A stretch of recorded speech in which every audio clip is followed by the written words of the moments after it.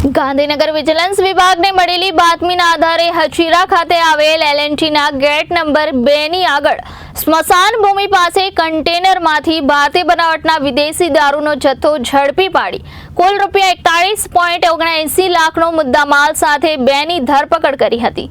Police સૂત્રોના જણાવ્યા મુજબ સ્ટેટ વિજિલન્સ ટીમના હેડ કોન્સ્ટેબલ નિખિલેશ ભાનુપ્રસાદને ખાનગી રાહે બાતમી મળી હતી કે દમણથી સંદીપ કલ્યાણજીએ ટાટા ટ્રક નંબર MH04EY2163માં કન્ટેનરમાં મોટા પાયે ભારતીય બનાવટના વિદેશી દારૂનો જથ્થો L&Tના ગેટ નંબર 2 ની આગળ સ્મશાન ભૂમિ પાસે આવ્યો છે, જે દારૂ અહીંથી જૂનાગઢ ખાતે મોકલવાની તૈયારી કરી રહ્યા છે।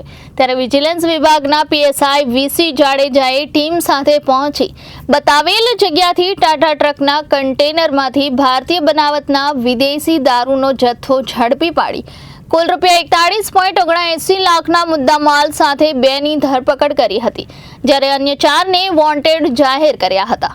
Bureau report Janadesh news, Surat.